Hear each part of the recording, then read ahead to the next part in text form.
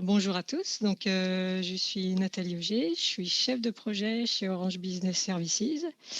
J'ai rejoint le groupe Orange fin 2011 chez Orange Business Services parce que c'est une grande maison. J'appartiens à une entité qui s'appelle CSO, Customer Services and Operations, qui représente environ 7000 personnes. Pourquoi on a choisi Triskel? Avec des dizaines de critères. Je vous en ai mis 5 qui sont les principaux, les plus importants.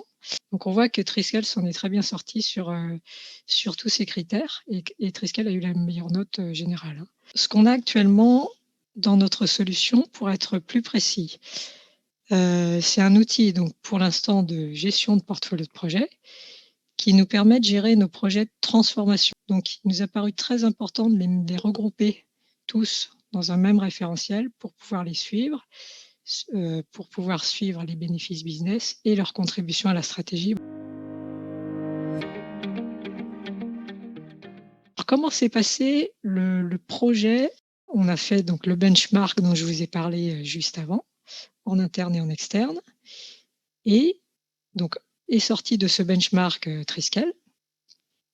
Un argument supplémentaire, c'était le fait que Triskel soit compatible CF. On a fait un POC avec Triskel avant de vraiment démarrer. Et ça, je le conseille parce que ça nous a vraiment permis de faire un brouillon, de jeter sans arrière-pensée. En fait, c'est le but du POC, hein, c'est de faire et d'apprendre vite, de tester et puis de voir ce qui est vraiment utile ou pas. Ensuite, on a vraiment lancé le projet. Donc en mode agile avec des sprints et des releases. 2018, ça a été principalement l'étude dont je vous ai parlé tout à l'heure, qui a débouché sur le choix de Triskel. Donc le projet s'est vraiment lancé deuxième trimestre 2019. On a commencé avec une première release à MVP qui contenait vraiment la base de la base, hein, c'est-à-dire les projets, ça c'était le cœur, un peu de programme, un peu de fonctionnalité de programme, je veux dire, et puis des statuts mensuels. Tout ce qu'on demande au chef de projet, le fameux reporting, mais pas au sens rapport Triskel. Cette release, elle nous a pris à peu près 6 semaines. Elle a été ouverte en comité très restreint avec des key users, moins d'une dizaine de personnes qui nous ont fait donc des retours. Suite à ça, on a vraiment lancé la release qu'on a sortie en production, comme vous l'indiquez Benoît, en début de cette année. Ça a pris plus de 6 semaines, je dirais, ça a pris peut-être 8 semaines. Cette ouverture, elle s'est faite de manière très large cette fois-ci, puisque elle a été rendue disponible à tout OBS.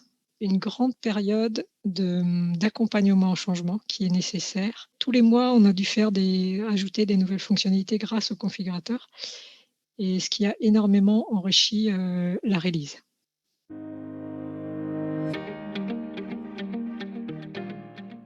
Ce qu'on a donc depuis le mois de janvier, on a une version qui est vraiment customisée, hein, c'est vraiment spécifique, c'est exactement ce qu'on voulait. C'est assez unique, ouais. Comme réponse à un besoin. On a toujours l'impression qu'on va jamais rentrer dans les cases et qu'on trouvera jamais l'outil qu'il nous fallait. Mais en fait, grâce au configurateur, on a réussi à faire vraiment ce qu'on voulait. Donc on a quelque chose d'évolutif. On a implémenté directement dès janvier le SSO et intégré également par facilité tout le LDAP, donc tout l'annuaire Orange Business Services qui représente 30 000 personnes.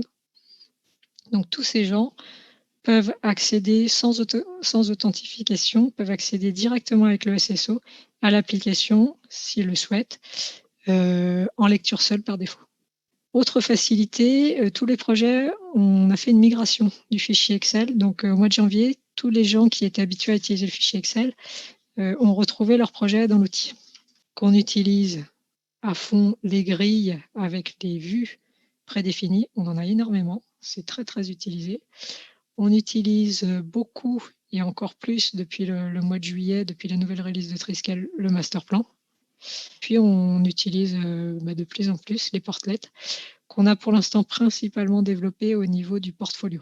Donc derrière, il y a tout l'accompagnement du changement qu'il est vraiment nécessaire de prévoir en amont.